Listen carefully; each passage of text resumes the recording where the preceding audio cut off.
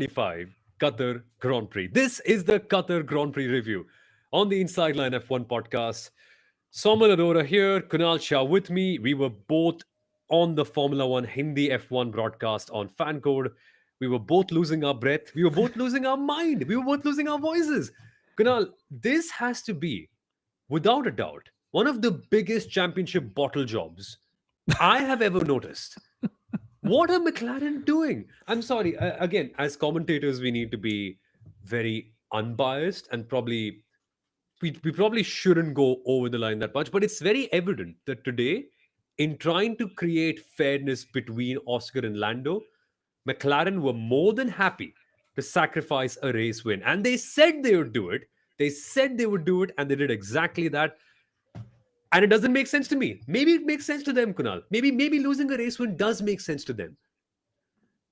I am speechless. Yes, we're commentators. We're supposed to be neutral. I know we are neutral, unless you see Carlos Sainz on the podium, which we did, but we'll get to that.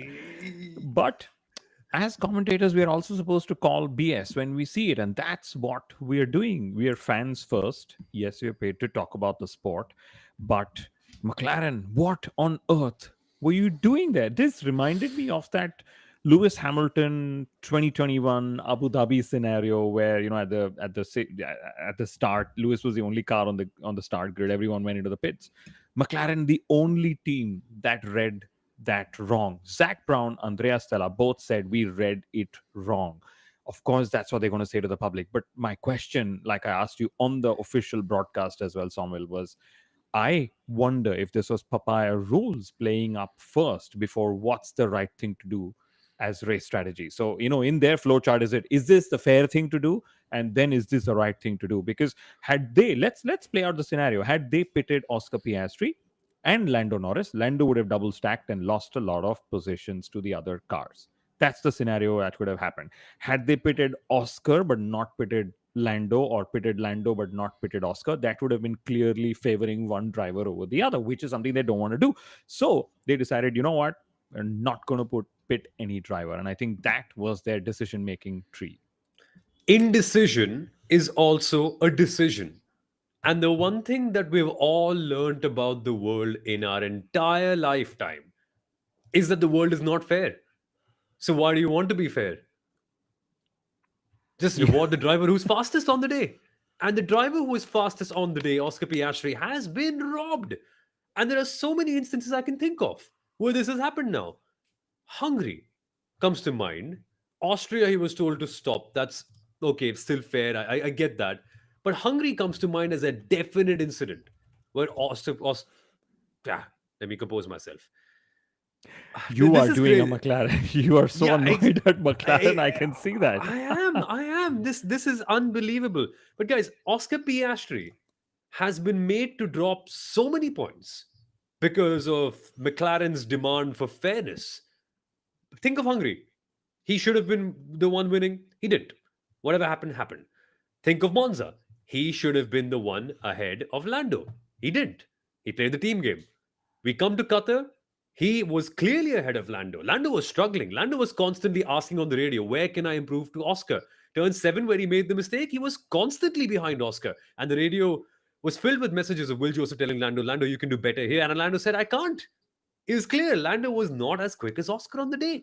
And somehow, Kunal, he's second. And somehow at the end, Max Verstappen always wins. So, my question to you is, till what point will Oscar Piastri continue to take blows for McLaren's indecision or their pursuit for fairness? Because he's probably going to lose out on the World Championship because of this. And you don't get a lot of chances to fight for them. We don't get a lot of chances to fight. In fact, all the drivers who got just one chance to fight for a world championship, Jenson Button, Jacques Villeneuve, Damon Hill, let's just go talk to them. Would they have appreciated more chances? Would they have wanted more world championships? Because Max Verstappen is definitely sniffing his 5th world title. We already have comments coming in. We'll get to them in a bit. But why don't we just take one comment? Very interesting comment, right? Maybe one of the McLaren drivers could have taken things in their hands and pit themselves. Praveen, brilliant point. Could they have done that? Should they have done that? The biggest risk with that is if you come into the pits when your team is not ready, that is even more disastrous, because what happens is you come and suddenly, like, oh my god, Oscar's in the pits or Lando's in the pits. They have to run around and get their tires prepared. They have to get the entire crew prepared. Now you can ask the question, okay, should that have been a strategy versus spending the reverse reverse sequence of stops that both the McLaren drivers did? Maybe, but McLaren, for some reason, are very, very strict with their drivers. I don't believe any of the McLaren drivers can be a rebel ever in the team, Somal. And I don't know if anyone can ever win a World Drivers' Championship in an environment like that, unless they are miles better than the other driver, which, as of now, Oscar is not. He's better than Lando today. He was better than Lando in the sprint race. He was better than Lando on Sunday, and evidently, he was smoking Lando on the track today. 2 tenths faster on every lap, especially in that middle stint after Lando got on the mediums. Oscar was running away. Oscar should have won this. And I have a question for you, Kunal.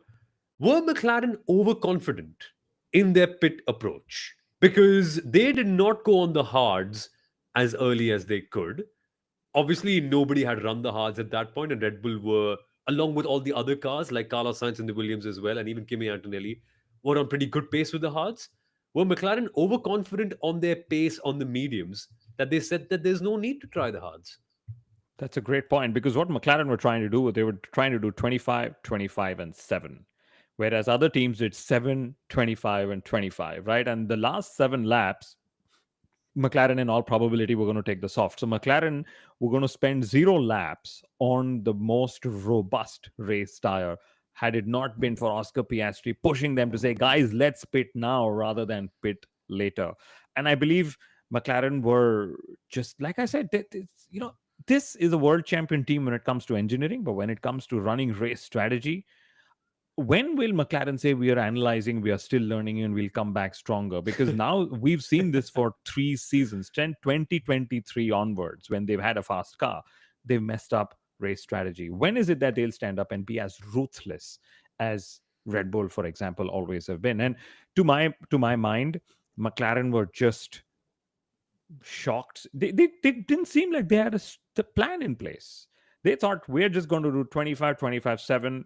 We have enough pace to overtake. Mind you, they did have enough pace to overtake when they could, when they had large tire delta, right? But a lot of that was not down to it was just down to tire delta. It was not down to having a plan. And it just seemed like Max had a plan for turn 1. He already said, I'm gonna go crazy on turn 1. He already said that. They already seemed like they had a plan when the safety car would come out. And I was so proud to see Hannah Schmitz on that podium, taking the Oh, trophy, she was at because the podium today. yes, exactly. And team's principal strategy engineer. So my question is, and a lot of people are asking, does Oscar want to continue in McLaren this coming season? Can papaya rules can happen any of the seasons? It's a nightmare. Oscar was gutted at the end of the race. But Samuel, let's discuss, what can Oscar Piastri do? He cannot be a rebel. He cannot drive into the pits when he wants to. He can force the team to make a pit stop change or a pit Yeah. decision. He saw that in the race today. He cannot disobey papaya rules. He cannot have a 50-50 overtaking on Lando Norris like we saw on, in Austria. And he may not even need to leave McLaren, because if McLaren are going the way they're going, and if they are the quickest team or one of the quickest teams in 2026, he just has to figure a way around papaya rules like Lando Norris did. How can you make papaya rules work in your favor? That's what Oscar Piastri needs to do. But what can Oscar Piastri say about today? He put the car on pole. He won the sprint. He was clocking better lap times than his teammate and the drivers behind. He was managing his tires very well, not complaining of graining at all. And somehow, he still lost the race. Make it make sense. Make it make sense. Papaya rules. That's what I'd Yeah, say. and in spite of being in the fastest car, like that annoys you the most, because to me, a constructors world champion should encapsulate not just who's built the fastest car, but also who's wisest and can execute it the best. I I don't know. Obviously, at the end, the point standings reflects who is the champion. But in terms of being the best team, I think McLaren have miles to go in terms of race execution. Don't you think so, Kunal? Yes, they do. I think they're relying a lot more on outright pace to make up for the strategic mistakes, whereas a lot of other teams do the opposite, right? And I've always said this, that strategy can never compensate for outright pace. In McLaren's case, outright pace is not compensating for bad strategy. We've seen this before. A slower team just like Red Bull today. They were not the Yeah. fastest car. Yes, Max Verstappen was seemingly the fastest because of clean air, but he was not the fastest car. That McLaren had, at least a 2/10 race pace advantage. 2 tenths, Kunal. Max Verstappen was losing 5 to 7 tenths a lap in 5 corners. Sector 3. Yeah, Sector 3, Consistently. McLaren was like a dream. That was the car to be in. So McLaren scratching their heads. And, it's come at a point of time. Yes, Lando Norris has a 12-point lead in the Drivers' Championship. There's still a very good chance he's going to clinch it, Soumil, right? But we should ask the question, who is the most deserving world champion in the 2025 Formula One season? I know the answer is obvious, but who is the most deserving champion? And by the way, folks, Uttara, Kitanch, Nick Warrior oh 07, Bharati, Persiv, this is all for you two guys. Fayanshu, you as well. Same for you, Praveen. I know you're watching, guys. We need to know your opinion. Uh, I think Max, the best driver, needs to win the world championship. And Max has by far and away been the best driver. But today, I feel especially sad for Oscar because if Max is at 100, it's fair to say Oscar's at least been at a 90 or a 91. Let's not count those 7 races. It's of course you do count them in the world championship standings, but apart from them, he's consistently been performing at least a 90% level of what Max was. Okay, the delta is much lower. If Max is at 100, Oscar's maybe at a 97. That's what he's been at the whole season, even today. So I think that's a fair margin to win a world championship by. But I will not be able to digest a world champion becoming a world champion operating at just 80% of the capabilities, which might just happen this year, Kunal. I never have understood your measurements like the way it comes in F1 ratings of the racing game. So I'll put it my way. 7 wins apiece. Lando Norris, Oscar Piastri, Max Verstappen. All of them have 7 wins apiece. Whoever wins in Abu Dhabi, assuming it's one of these three drivers, it's going to be the eighth, race win of the season. I know then you can go back to who has more podiums, who has more pole positions, but just what Max has done in that problematic Red Bull, Yeah. not just the car, but the team, and the way he's carrying McLaren. McLaren have one hand on the trophy, but that hand is trembling. There is one reason it is trembling. There is one reason why they are making all those mistakes, and that is Max Verstappen. So I'm going to change the word. They're not feeling the pressure, Somil. They are feeling Max Verstappen in the 2025 Drivers' Championship battle. Yeah. Big time. Big time. Nick Warrior says Max, of course, in terms of who should be the world champion. Praveen has come up with a very interesting comment. And by the way, Persif, we will come to your comment on permutations for Max to win the world championship, or rather, whatever can happen in Abu Dhabi in a second. So we'll get to that. Praveen has said for Oscar, the wisest way to look at things is that you win and lose as a team. The same McLaren team has given him a championship contending car. My friend Praveen, are you a McLaren spokesperson? Because that sounds a lot like a very PR thing to say. You win and lose as a team. As a Formula One driver, you don't dream of being a team player. You dream of being drivers' world champion. No. Abhijit Chaudhary says, watch the Hindi commentary today. Love the Malgadi analogy for DRS train. Uh, Kudos to Chetan Rula, wherever.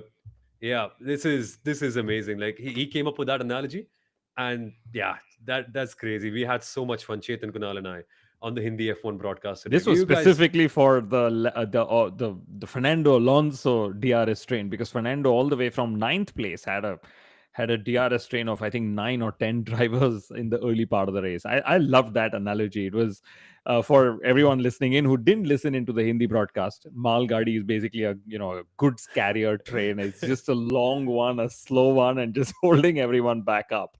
So yeah, that was interesting. And yes, I think I said the question, "Kya Norris mal gadi pe chadhenge?" Which was me saying, "Will Norris join the goods carrier train that Fernando Alonso was Listen, running?" Which I must say, McLaren, apart from their ill-timed pit stops, they still did call them right when they eventually hit the 24th and 25th lap mark for Oscar and Lando. They brought both their drivers ahead of this goods carrier train, which was actually good. Otherwise, it would have been even more disastrous for them. Samuel. yeah, it's a crazy analogy, Chetan. That is amazing. More comments. We have more comments. Persiv says, "Can you tell me the possible scenario? What is needed for Max to win the championship in Abu Dhabi?" Okay, I'll be honest. We haven't had the chance to calculate, but I've seen something on Twitter. So let's hope this is true. If you guys can sort of validate us and do the math along with us, that'll be lovely. It says every championship permutation: Verstappen champion, Verstappen P1, Norris P4 or lower. Okay, let me sort of make it better. For Verstappen to be champion, if Max is first, he needs Norris to be P4 or lower. If Verstappen is second, he needs Norris to be sixth or Piastri to be lower than third. If Verstappen is third, he needs Norris to be ninth or Piastri lower than second. For Norris to be champion, he needs to win, he needs to be second, or he needs to be third. Any of those results will do for Lando Norris. If Norris is fourth, he needs Verstappen second or lower. If he's fifth, he also needs Verstappen second or lower. If he's sixth, he needs Verstappen second or lower, and Piastri lower than that too. And for Piastri to be world champion, he needs to be P1 and Norris sixth or lower. And that, of course, depends on Max and where he is. So, long story short, if Lando is in the top three, he's world champion. Simply put. Long story short, despite being so close to the top and despite being the fastest McLaren driver, this rule of fairness has actually cost Oscar Piastri more than Lando Norris in Qatar today. So just goes to Yeah. show the papaya rules are not always fair when you consider outcomes this close to a driver's championship challenge. Yeah, yeah. More comments, guys. I love the fact that you're so engaged. Bharati or Bharti. I will be in Yas Marina circuit. My first live race experience will be cheering for Max to win. Guess who else will be in Yas Marina, my friend, that weekend? I'm going to be there. Yes, thank you for that. I will be there in Yas Marina. There is actually a lot happening. I'll be there for the rookie test as well, 2 days later. So look out for some of the news when it comes to what's coming out of the Abu Dhabi Grand Prix. Red Bull is going to make a decision mostly on Tuesday or Wednesday, like they always do, and several other decisions coming your way. Soumil and I are smiling because we probably know what's coming. But anyone else coming to Abu Dhabi, let me know. It'll be good to see if we can just say a hi to and meet. But Abhijit is saying somebody needs to pull off a Petrov on Norris for Max to become the championship. That has happened before. Comment of the day, my friend. Elite ball knowledge, and you need to be saluted for that. That, folks, is Abhijit talking about the 2010 Abu Dhabi Grand Prix, where Fernando Alonso was nailed on to be world champion. And even Mark Webber was nailed on to be world champion. And both of them were stuck behind one Vitaly Petrov in a Renault. And that's when, folks, we all started to complain about Yas Marina. Now it's become a favorite because 21 was such a great championship finale. But earlier, you remember how much we used to hate that circuit? Yeah, it is. But the one driver who could keep Lando Norris there, who couldn't keep Lando Norris there, and who people thought just let Lando drive by, Kimi Antonelli.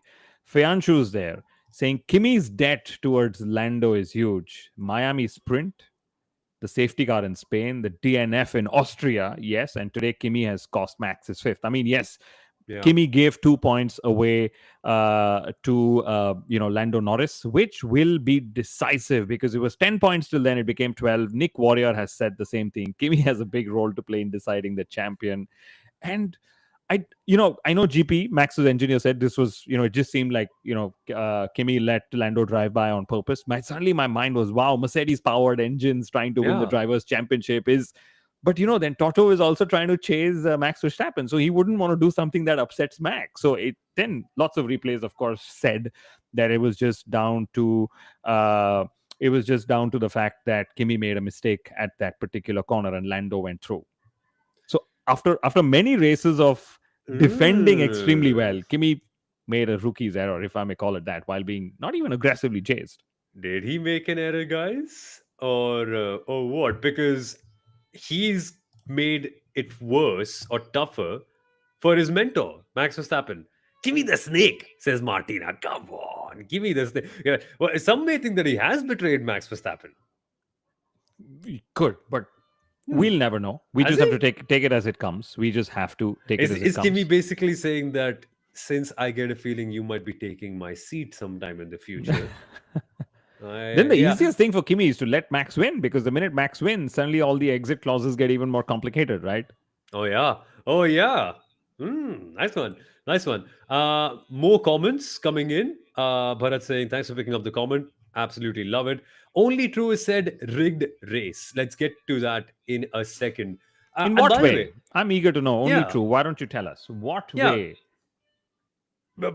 Feel free to, because that's what's happening today. We're all discussing comments as we always do, guys, on the Inside Line F1 podcast. Make sure you're always following us on YouTube and Instagram, because lots of short form content will be coming that way. And we are obviously going to do a pre-race show and of course a post-race episode like this for Abu Dhabi 2, along with mid-season content as well. And what do we mean by that? Lots of Formula One drivers, lots of experts in the paddock, lots of people who do decide things in Formula One will be on the show, as they have been for years. Like Helmut Marko has been on the show, David Coulthard has been on the show, Lando Norris has been on the show as well. Who else? A lot of people have, Kunal. Checo Perez, Nico Checo Perez, Hulkenberg. Nico Hulkenberg, Wow, so many of them. Esteban Peter Ocon, Peter Esteban Windsor, Ocon, yeah, Steve Steve Slater. Slater. Alex Jakes was on the show last year as well. Yeah, Ben yeah. Ben Ben Edwards, Edwards, yeah, Bob Varsha, Bob Atle Varsha, Gulbranson, the most experienced F1 commentator in the world. Him as well. yes, him as well. Wow.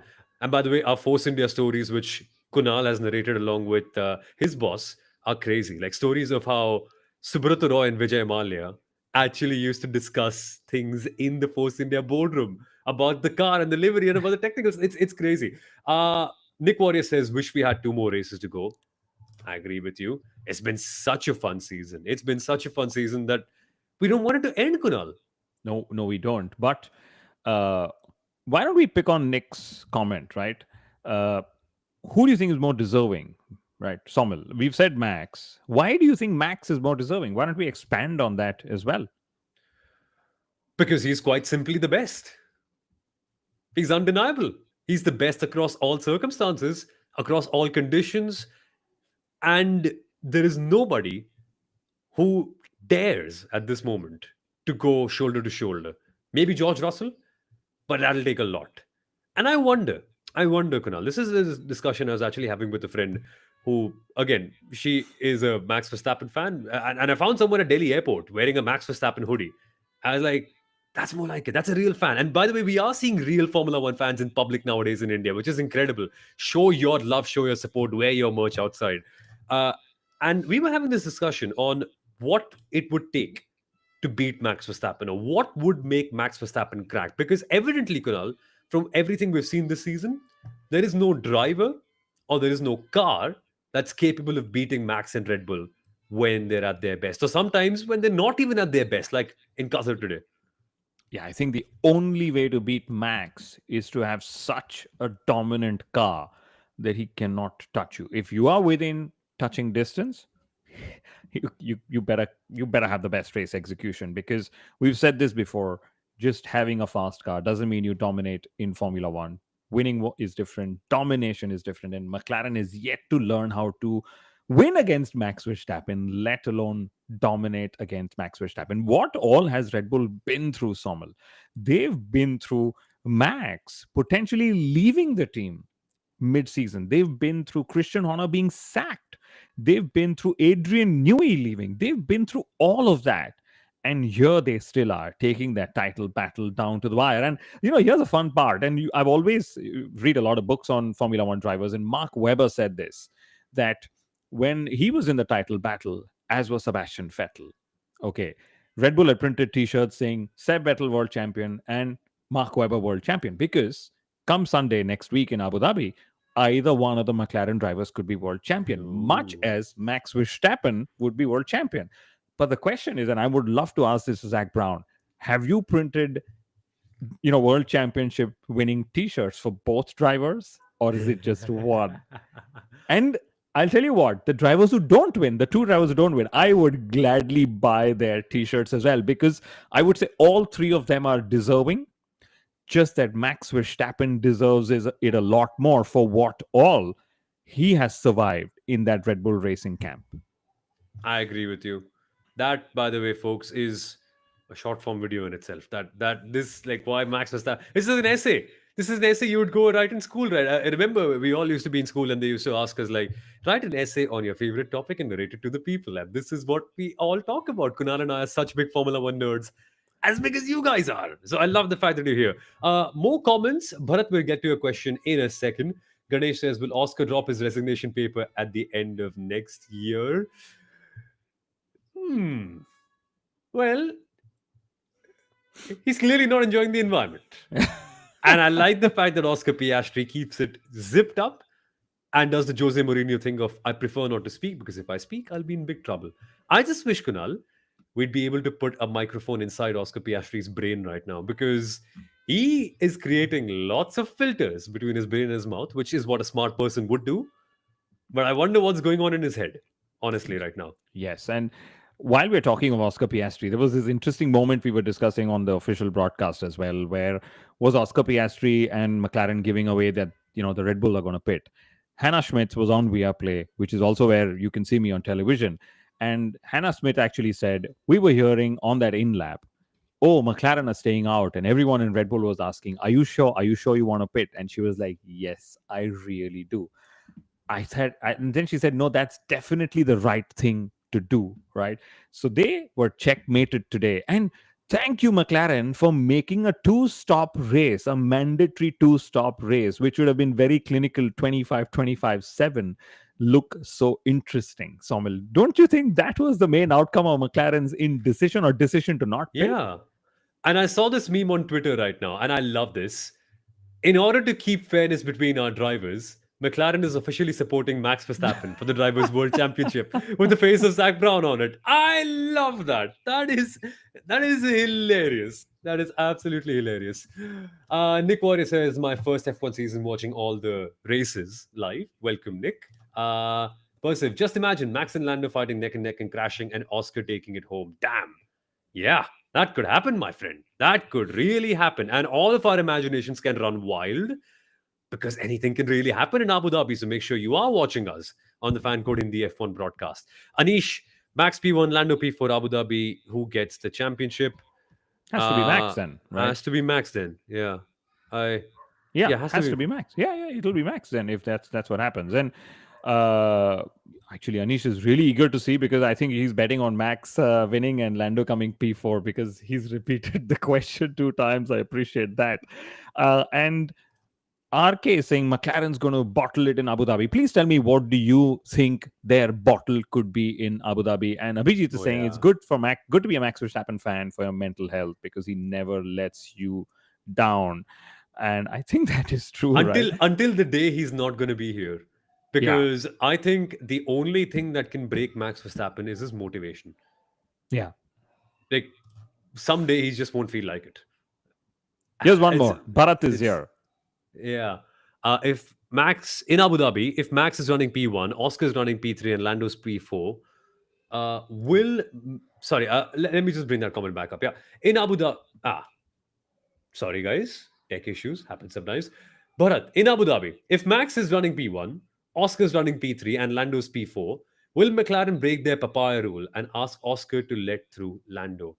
Will Oscar play the team game? We asked the same question before this race on the Qatar GP preview on the Inside Line F1 podcast. And Kunal's answer was a resonant no, that Oscar should be a rebel. I agreed, Oscar should be a rebel too. But we just discussed a few minutes ago that there's not much that Oscar can do contractually, legally. So, I don't know if it's down to contracts and legal stuff, Soumil. I know. No, what I mean is, goodwill? I think it's goodwill. It's about helping the team. It's about being fair and all of that. I don't necessarily believe it's just down to contracts. I think the drivers at McLaren have also bought into the papaya rules. It wouldn't work without drivers being in agreement with that. So let's see what comes of that. But it would be unfair if they did that, because yes, at this moment, and it's a very valid point, in Abu Dhabi, which is the McLaren driver who has a higher chance of winning the drivers' championship, that is Lando Norris, right? If Lando is behind Oscar and Oscar is anyway not going to win, will they ask him to pull over? That is one. And second, will Oscar actually pull over? And like I said in the preview as well, will they sell him that carrot? You need your teammate Yeah. in the future. So, give it up now so that you get to, go give it up then. But I take that carrot and whack the McLaren yeah. bosses for saying something like that.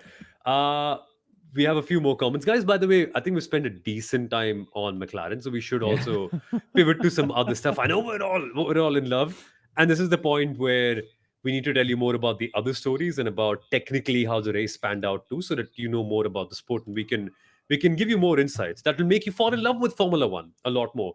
And that's something that Persiv is feeling right now. He says, by the way, sir, no matter what everyone says, Hindi commentary is just better than English. It's not just fun, it teaches you a lot more about F1. I've learned a lot from you all this season.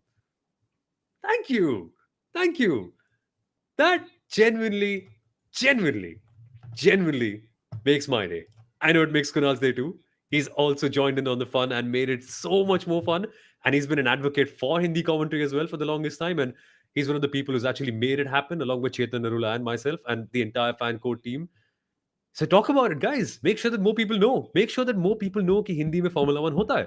Because whoever I meet, be it at an airport, be it at an event, be it at a social function, whatever, they're like, oh, there's Hindi commentary on Formula One. There is. It's India's Formula One commentary. And also in Tamil, by the way, if you guys are interested. So, And it's such a privilege for you and me, Somal, to be doing this here in English, to be doing fan code in Hindi as well, and to yeah. help grow the sport. And of course, we're not trying to alienate, our Dutch fans and our German listeners and the American listeners. We will continue in what doing what we do on the inside line in English.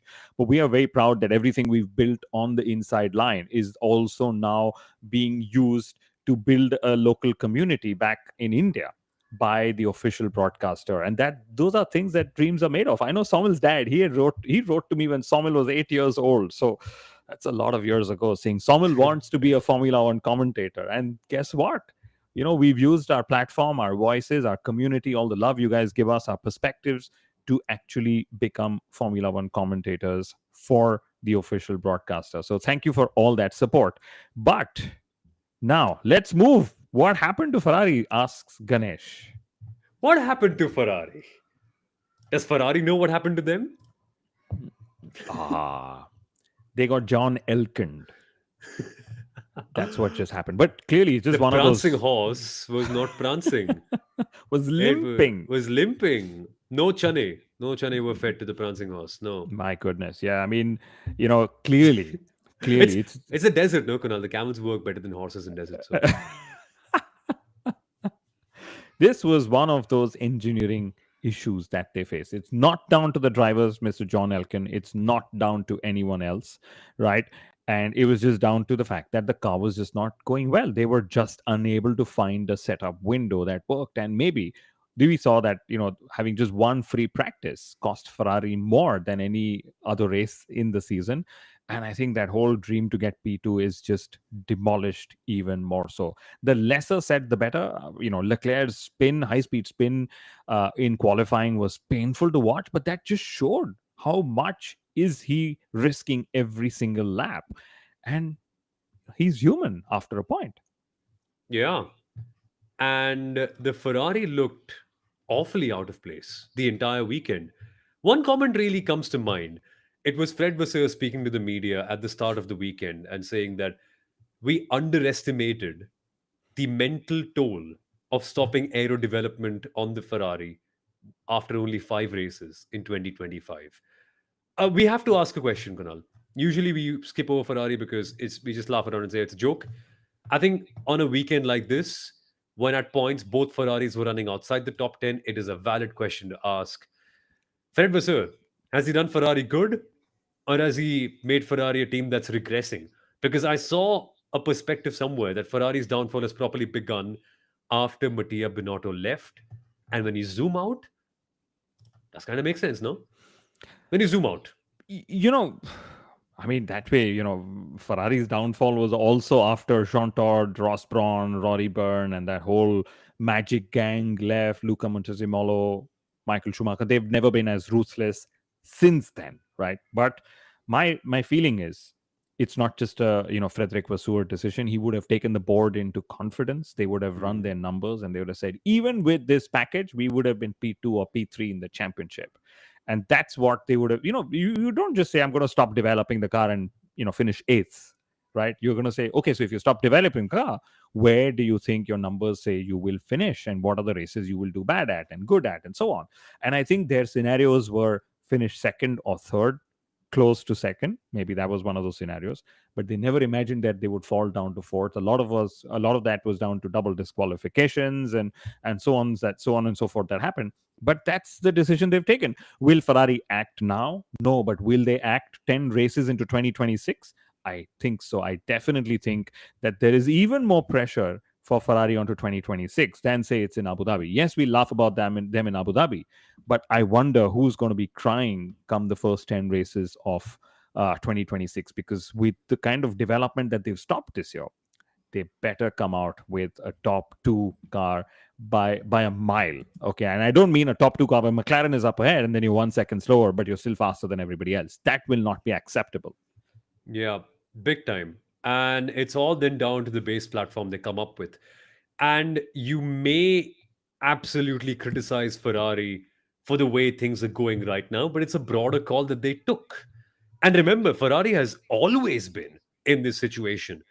It only takes, now that only is a tough word to say here, it takes an absolute gem of a Formula One driver in Michael Schumacher to rally the troops, an absolute gem of an engineer, designer, race team manager in Ross Brawn, an absolute gem of a lobbyist, if for the lack of a better word, in John Todt, and Luca de Montezemolo for it to work. Do we have strong personalities like that in Ferrari today? No, we don't. Question has been answered, case has been closed.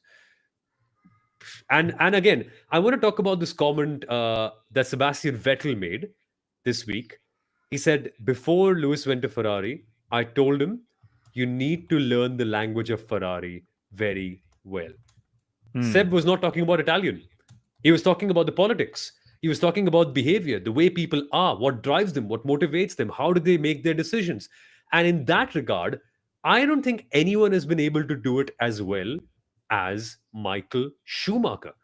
And that's what's not worked for all the other drivers, guys, because they have come to Ferrari with their driving, but they have not been Ferrari. And the only way to drive and motivate the real Italian spirit is to act like a real Italian person, to be one of them, and then they feel it. I don't think they currently feel it for Lewis. We'll never know. We will never know. But I can still see the comments feed. And I still think that Sadhna is saying Ferrari has never lacked gems of drivers. Yes, I think Ferrari, for all the resources and all the political privileges they have in Formula One, they should be winning everything, not the kind of races we've seen today. I mean, had it not been for Leclerc and his magic in qualifying, Ferrari would have not scored points. They wouldn't have been in the top 10 today, Soumil. That's how terrible they would have been. Sarika is saying, Kunal told me to take my comment back, and I'm still standing on business. I am very eager now to know what this comment was. Did Max reduce the gap to 12 points or increase the pressure by 120%? Says Sarosh. I love that. Good one. Good one. Good And one. then why is it always Piastri being unlucky one in terms of papaya rules? And let's expand on that. What is Mark Webber's role in this? Should he be banging his fists on the table like Jos Verstappen said a couple of races ago on the downturn of pace for Piastri, on the being ignored in the pits today for Piastri? And I hope so, because I love this. That I said this on the broadcast as well. Every team is scared of Max Verstappen in the track and in the paddock. And I mean this in a positive way. They know that they have to earn his respect. That's the kind of a driver he is. In the same breath, that same team is also afraid of Jos Verstappen. You Yeah. need a very strong father, racing business manager, whatever you call it, who will be able to call BS on things. And I think that's what Mark Webber is doing, or hopefully is doing, or should be doing for Oscar Piastri, Sommel. So that's the role I hope that they end up playing out there, because Oscar Piastri needs, and he deserves better than that. Yeah, and I have all the love and respect for Mark Webber. He is one of my real racing idols and heroes.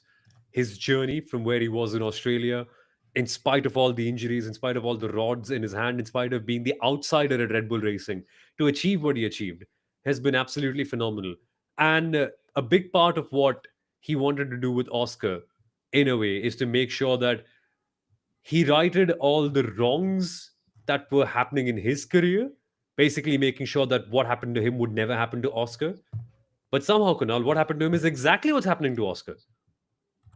Well, not entirely, Not right? exactly, but Oscar's the still getting outcome, the the outcome. outcomes there. Yes, Yeah, the yes, process has improved. Webber's made sure that they treat both the drivers fairly, yes. but the outcome is He's getting clearly not fair. he's getting equal treatment. And now, after we see Qatar, the question is, was it really Oscar who was lacking in those low grip circuits, because Qatar was high speed, high grip circuit?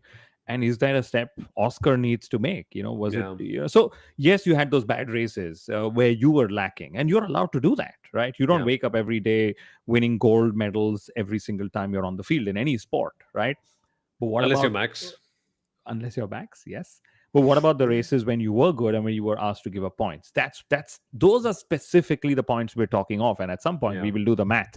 But along with that, we have to celebrate Carlos Sainz's podium. How can you forget that? 41 minutes in, Carlos Sainz, driver 55, Carlos Sainz is podium, his second podium for Williams. And Williams has had a season of two halves. Alex Albon did all the scoring in the first half, and now it's Carlos Sainz. And Williams has actually Yeah. sealed P5 in the Constructors' Championship with one race to go, which is great, because I think it was 2010 when Force India was in a battle with Williams for P6, and we lost it to them by 1 point. So I was there in Abu Dhabi when we lost it to them, right? But brilliant race execution, brilliant strategy by Carlos Sainz and Williams to get that podium again on merit, Sommel. Yeah, and guys, very importantly, Williams used to be scraping the back of the Formula One grid only 5 years ago. They were horrible. They were underfunded. They were underprepared. They were not ready in any way. They were a Formula 1.5 team. They have secured two podiums this year. They are fifth in the Constructors' World Championship. They have scored far more points than any other midfield team. Williams are absolutely on fire. And Carlos Sainz today has done something that Williams has not done for the last 10 years.